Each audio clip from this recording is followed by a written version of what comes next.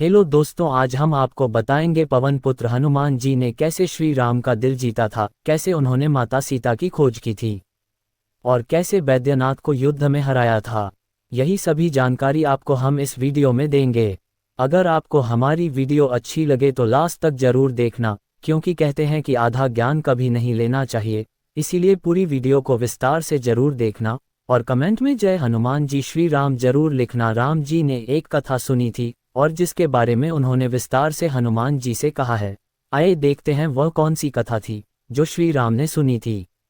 ये कथा सुनकर श्री राम हाथ जोड़कर अगस्त्य मुनि से बोले, ऋषिवर, निसंदेह वाली और रावण दोनों ही भारी बलवान थे, परंतु मेरा विचार है कि हनुमान उन दोनों से अधिक बलवान हैं।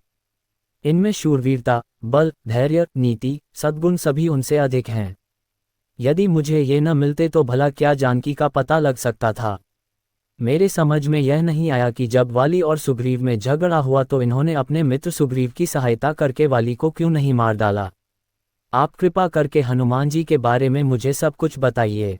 रघुनाथ जी के वचन सुनकर महर्षि अगस्त्य बोले, हे रघुनंदन, आप ठीक कहते हैं। हनुमान अद्भुत बलवान, पराक्रमी और गुण संपन्न हैं, परंतु ऋषियों के शाप के कारण इन्हें अपने बल का पता नहीं था। मैं आपको इनके विषय में सब कुछ बताता हूँ।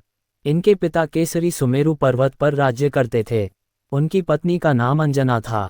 इनके जन्म के पश्चात एक दिन इनकी माता फल लाने के लिए इन्हें आश्रम में छोड़कर चली गईं। जब शिशु हनुमान को भूख लगी तो वे उगते हुए सूर्य को फल समझकर उसे पकड़ने के लिए आकाश में उड़ने लगे। उनकी सहायता के लिए पवन भी बहुत तेजी से चला। उधर भगवान सूर्य ने उन्हें अबोध शिशु समझकर अपने तेज से नहीं जलने दिया। जिस समय हनुमान सूर्य को पकड़ने के लिए लपके, उसी समय राहु सूर्य पर ग्रहण लगाना चाहता था। हनुमान जी ने सूर्य के ऊपरी भाग में जब राहु का स्पर्श किया तो वह भयभीत होकर वहां से भाग गया। उसने इंद्र के पास जाकर शिकायत की कि देवराज, आपने मुझे अपनी क्षुधा शांत करने के साधन के रूप में सूर्य और चंद्र दिए थे। आज जब अमावस्या के दिन मैं सूर्य को ग्रस्त करने के लिए गया तो मैंने देखा कि एक दूसरा राहु सूर्य को पकड़ने जा रहा है। राहु की बात सुनकर इंद्र घबरा गए और राहु को साथ लेकर सूर्य की ओर चल पड़े। राहु को देखकर हनुमान जी सूर्य को छोड़कर राहु पर झपटे। राहु ने इंद्र को रक्षा के लिए पुकारा तो उन्होंने हनुमान जी के ऊपर वज्र का प्रहार किया, जिससे वे एक पर्वत पर जा गिरे और उनकी बाईं ठुड्डी टूट गई। हनुमान की ये दशा देखकर वायुदेव को क्रोध आया। उन्होंने उसी क्षण अपनी गति रोक ली। इससे कोई भी प्राणी सांस न ले सका और सब पीड़ा से तड़पने लगे। तब सारे सूर, असुर, यक्ष, किन्नर आदि ब्रह्मा जी की शरण में गए। ब्रह्मा उन सब को लेकर वायुदेव के पास गए। वे मृत हनुमान को गोद में लिए उदास बैठे थे।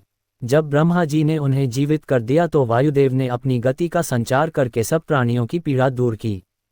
चूंकि इंद्र के वज्र से हनुमान जी की हनु ठुड्डी टूट गई थी, इसलिए तब से उनका नाम हनुमान हो गया। फिर प्रसन्न होकर सूर्य ने हनुमान को अपने तेज का 100वां भाग दिया। वरुण, यम, कुबेर, विश्वकर्मा आदि ने उन्हें अजेय पराक्रमी, अवध्य होने, नाना रूप धारण करने की क्षमता आदि के वर दिया। इस प्रकार नाना शक्तियों से संपन्न हो जाने पर निर्भय होकर वे ऋषि मुनियों के साथ शरारत करने लगे। किसी के वल्कल फाड़ देते, किसी की कोई वस्तु नष्ट कर देते। इससे क्रुद्ध होकर ऋषियों ने इन्हें शाप दिया कि तुम अपने बल और शक्ति को भूल जाओगे। किसी के याद दिलाने पर ही तुम्हें उनका ज्ञान होगा। तब से उन्हें अपने बल और शक्ति का स्मरण नहीं रहा। वाली और सुग्रीव के पिता ऋक्षराज थे। चिरकाल तक राज्य करने के पश्चात जब ऋक्षराज का देहांत हुआ तो वाली राजा बना। वाली और सुग्रीव में बचपन से ही प्रेम था। जब उन दोनों में बैर हुआ तो सुग्रीव के सहायक होते हुए भी शाप के कारण हनुमान अपने बल से अनजान बने रहे। हनुमान के जीवन की यह कथा सुनकर सबको बड़ा आश्चर्य हुआ। जब अगस्त्य तथा अन्य मुनि अयोध्या से विदा होकर जाने लगे तो श्री राम ने उनसे कहा, मेरी इच्छा है कि पुरवासी और देशवासियों को अपने अपने कार्यों में लगाकर मैं यज्ञों का अनुष्ठान करूं। आपसे प्रार्थना है कि आप सब उन यज्ञों में अवश्य पधार कर भाग लेने की कृपा करें। सब ऋषियों ने उसमें भाग लेने की अपनी स्वीकृति प्रदान की। फिर वे वहां से विदा होकर अपने अपने आश्रम को चले गए। 400 योजन अलंघनीय समुद्र को लांघ कर महाबली हनुमान जी त्रिकूट नामक पर्वत के शिखर पर स्वस्थ भाव से खड़े हो गए। कपिश्रेष्ठ ने वहां सरल, चीड़, कनेर, खिले हुए खजूर, प्रियाल, चिरौंजी, मुचुलिंद, जंबीरी, नींबू, कुटज, केतक, केवड़े, सुगंधपूर्ण प्रियंगु, पिप्पली, नीप, कदम्ब या अशोक, चितवन, असन, कोविदार तथा खिले हुए करवीर भी देखे। फूलों के भार से लदे हुए तथा मुकुलित अधखिले बहुत से वृक्ष भी उन्हें दृष्टिगोचर हुए, जिनकी डालियां झूम रही थीं और जिन पर नाना प्रकार के पक्षी कलरव कर रहे थे।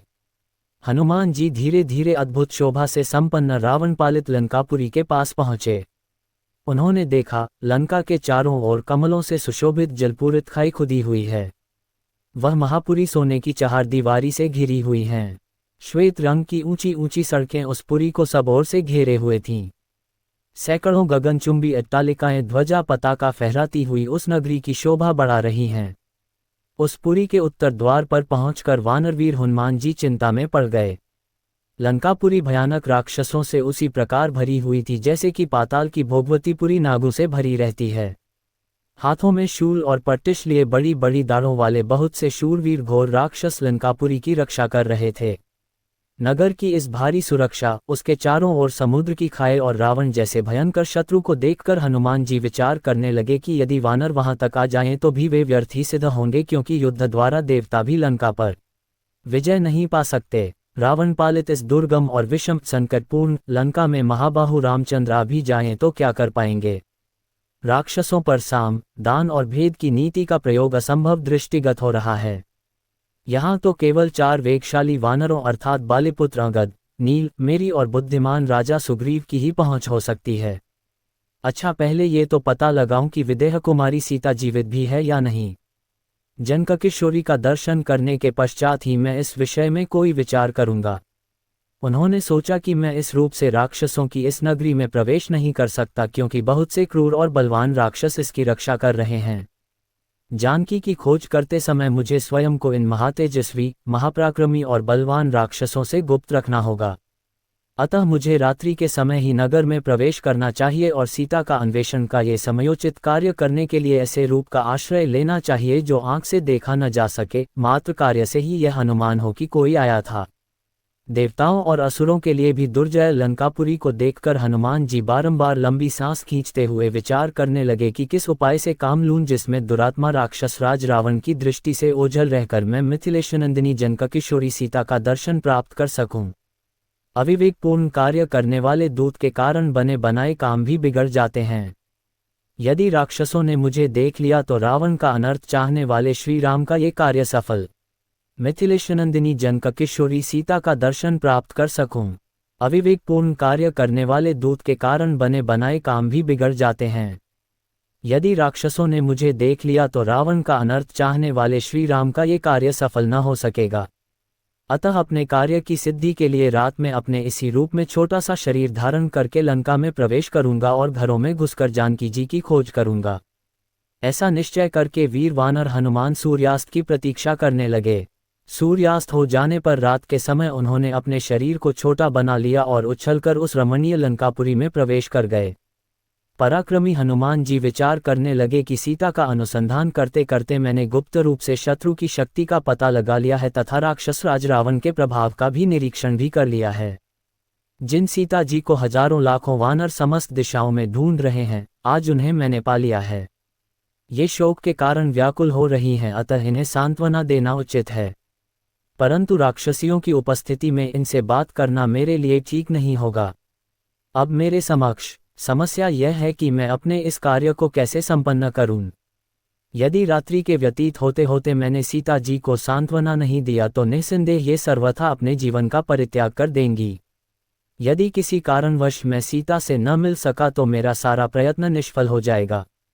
रामचंद्र और सुग्रीव को सीता के यहाँ उपस्थित होने का समाचार देने से भी कोई लाभ नहीं होगा, क्योंकि इनकी दुखद दशा को देखते हुए यह नहीं कहा जा सकता कि ये किस समय निराश होकर अपने प्राण त्याग दें। इसलिए उचित यही होगा कि मैं सीता जी, जिनका चित्त अपने स्वामी में ही लगा हुआ है, को श्री राम के गुण गा गाकर सुनाऊं, जिससे उन्हें मुझ पर विश्वास हो जाए। इस प्रकार भली भांति विचार करके हनुमान मंद मंद मृदु स्वर में बोलने लगे। इक्ष्वाकुओं के कुल में परम प्रतापी, तेजस्वी, यशस्वी एवं धन धान्य समृद्ध विशाल पृथ्वी के स्वामी चक्रवर्ती महाराज दशरथ हुए हैं।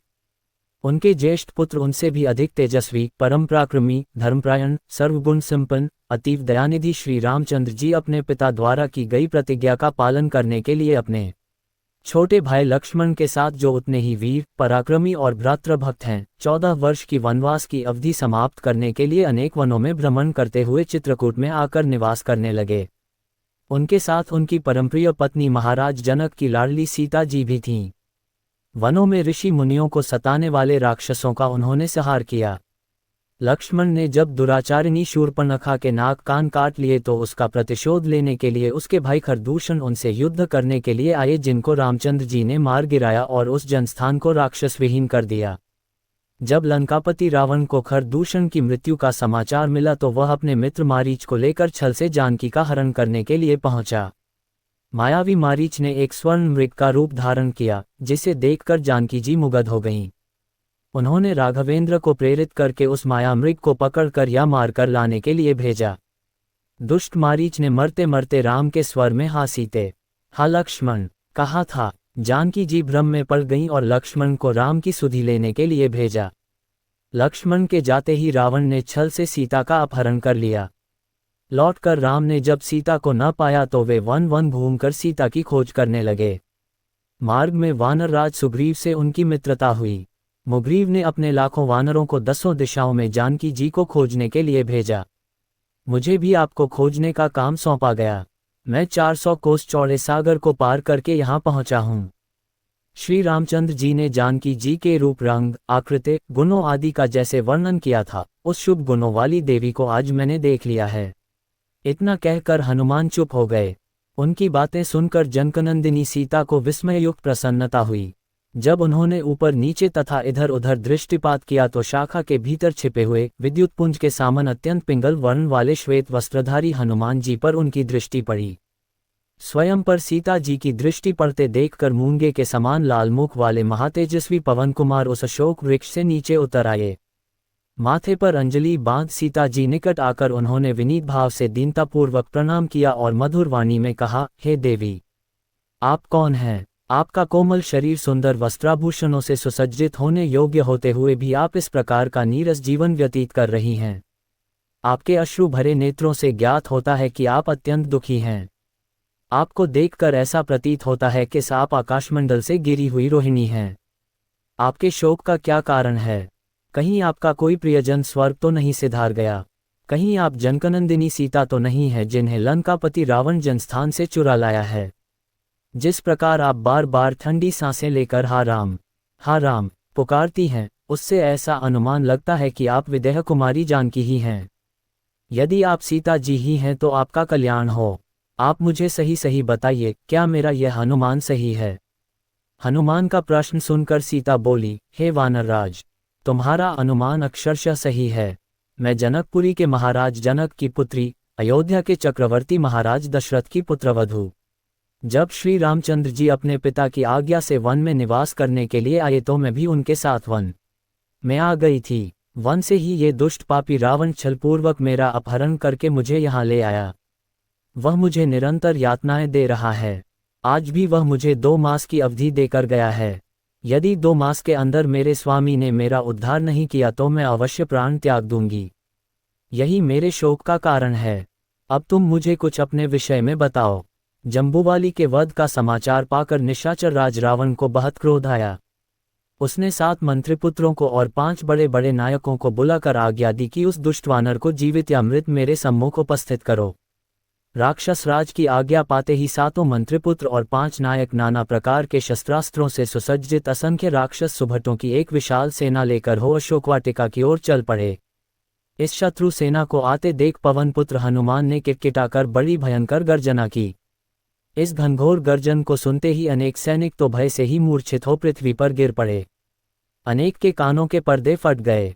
कुछ ने हनुमान का भयंकर रूप और मृत राक्षस वीरों से पटी भूमि को देखा तो उनका साहस छूट गया और वे मैदान से भाग खड़े हुए।